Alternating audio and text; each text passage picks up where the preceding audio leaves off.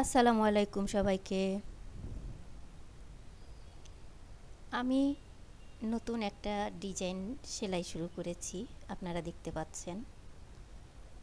এই সেলাইটা সম্পূর্ণ যারা নতুন, যারা কোনো কিচ্ছু জানে না সেলাইয়ের, তাদের জন্য। এই ডিজাইনটা পুরোটা আমি কাঁথা সেলাই দিয়ে করেছি।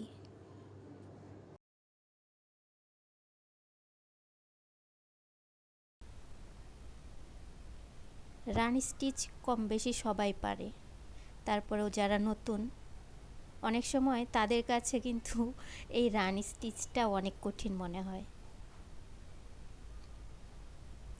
তবে আপনারা চাইলে আমি এই কাঁথা ফোর সেলাইটা আমি অনেক ধীরে দেখাবো, কিংবা কিভাবে ফোরগুলো তোলা উচিত সেটাও ভেঙে বলবো, যদি আপনারা কেউ জানতে চান। তো যা হোক, আজকের এই যে সিম্পল ডিজাইনটা আপনারা দেখছেন, এটা দিয়ে আমি একটা ওড়নার কাজ করছি। আপনারাও কিন্তু করতে পারবেন। এই ডিজাইনটা দিয়ে নর্মালি ওড়না কিংবা শাড়ি, আবার জামার নিচে লেস বর্ডারের মতো করেও কাজ করা যাবে, হাতাতে বসানো যাবে, অনেক সময় বাচ্চাদের ড্রেসেও কাজ করা যায়। আর সেলাইটা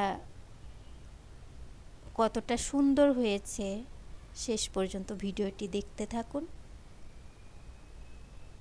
ইনশাল্লাহ দেখতে পারবেন।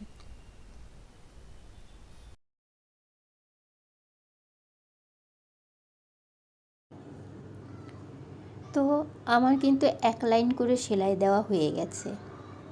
এখন নতুন করে এর পাশ দিয়ে আরও এক লাইন সেলাই করে যাচ্ছি, সেমভাবে কাঁথা ফোর স্টিচ। আর এভাবেই পুরো ডিজাইনটুকুই আমি শেষ করছি।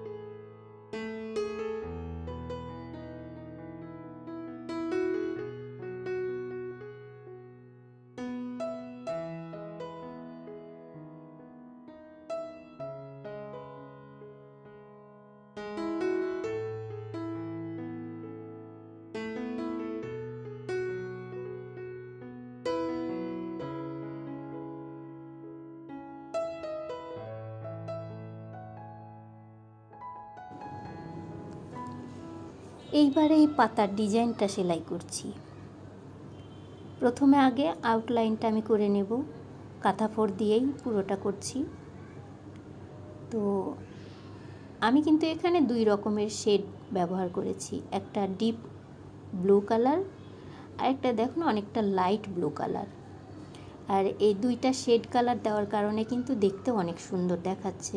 ঠিক সেমভাবেই যেভাবে হলুদ আর অনেকটা অরেঞ্জিশ টাইপের কালার দিয়েছি, এইটাও সেমভাবেই দিয়েছি।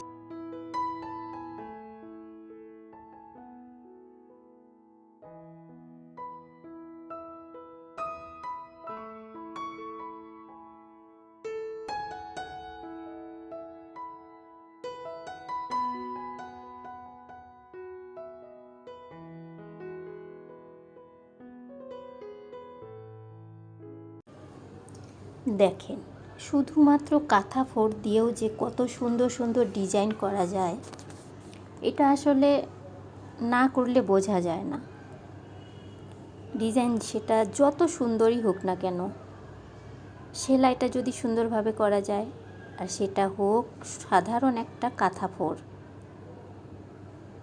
সেটা কিন্তু সত্যি অনেক ফুটিয়ে ওঠে। তো আজকের ডিজাইনটা কার কাছে কেমন লাগলো আশা করি আমাকে কমেন্ট করে জানাবেন, তাহলে আমি নতুন নতুন কাজে উদ্বুদ্ধ হব। আর কে কেমন ডিজাইন দেখতে চান সেটাও জানাতে পারেন কিন্তু কমেন্টে। ভিডিওটি দেখার জন্য সবাইকে ধন্যবাদ। আসসালামু আলাইকুম।